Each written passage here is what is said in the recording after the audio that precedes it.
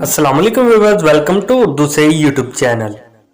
Like the video, subscribe my channel and press the bell icon to get notified. नाम है ज़ेबा।